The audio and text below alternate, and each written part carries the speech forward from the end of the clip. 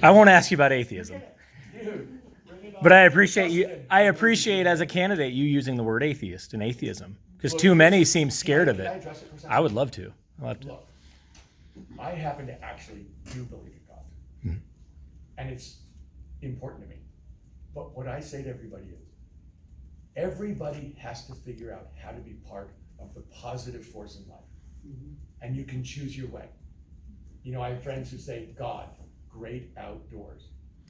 You know, when my mom was dying, who was very religious, I said, Mom, you know, how do you see this? Because when she knew she was gonna die. And she said, I find more beauty and meaning in music now than I have in church. And she was a very religious person who went to church every Sunday, was on the best. So that's my actual answer to you, Justin. Yeah, absolutely. Everybody has to find their own path to being a positive force in the world. And that's their choice. I feel like I got a bonus answer from you then. No, I don't really care about this. No. My In the issue. United States and not see this as an issue. First off, I compliment your focus on climate change because in the atheist world, we are very much focused on protect that which is around you and do it not because you're motivated by some faith, but because we all have to live here, and we only have the evidence that we have one life.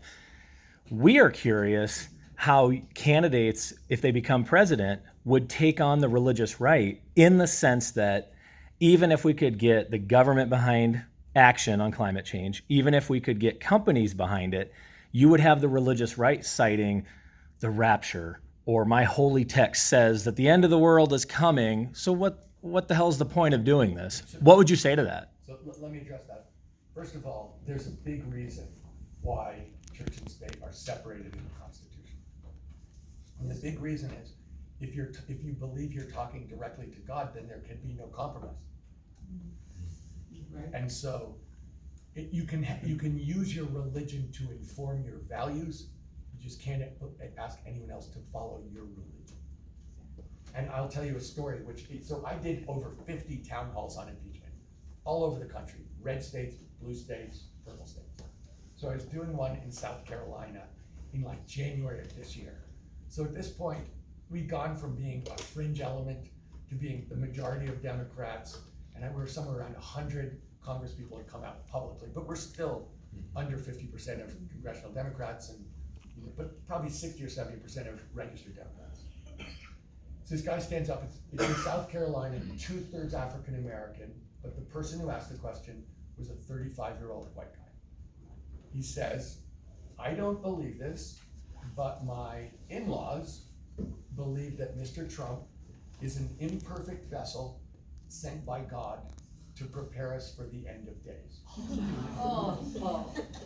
And I said, and this is the answer to your question. I said, look, there are two things I'd say. One, there's no sentence in the English language that I disagree with more than Mr. Trump was sent by God. I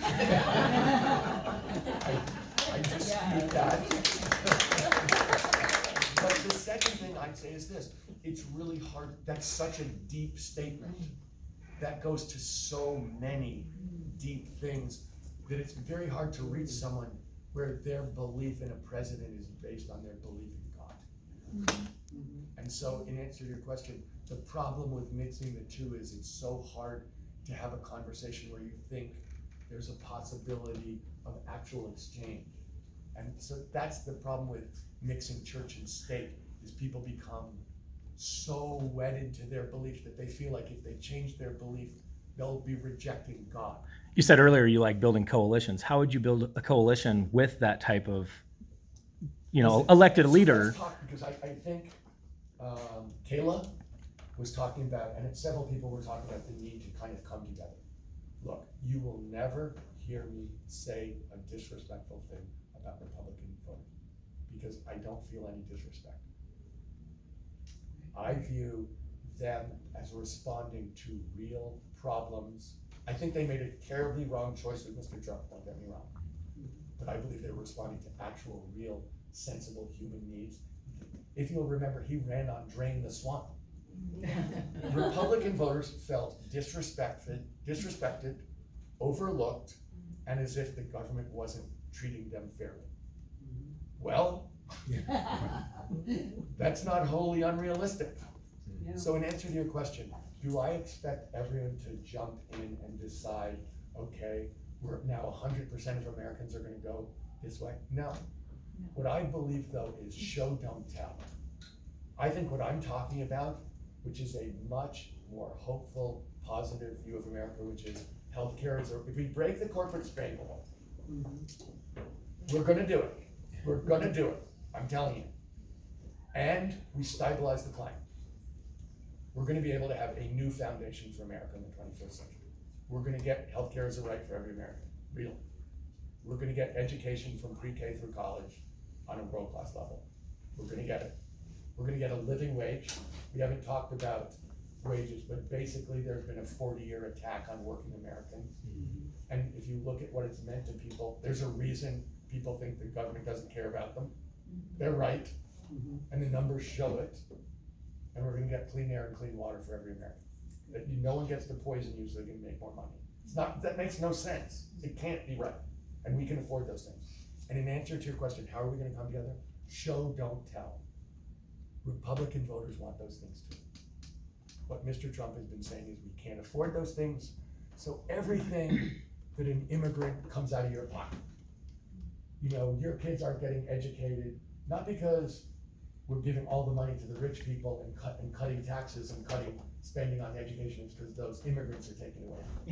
And he's basically saying, everything that you don't get is coming because someone who doesn't look like you, or doesn't have the same sexual orientation as you, or is a different race from you, or has a different background from you, or a different gender, it's them. That's not true. And so to me, the question is, they want the same thing. Show, don't tell, that actually what I'm talking about is good for Republican voters and good for people. And I fully expect that as Americans, it's not gonna be easy because people don't like to change their minds. I know that. But it's really a question of showing that in fact, this does work. It does actually answer their specific issues. And so that's my answer for coming together. Thank you, sir.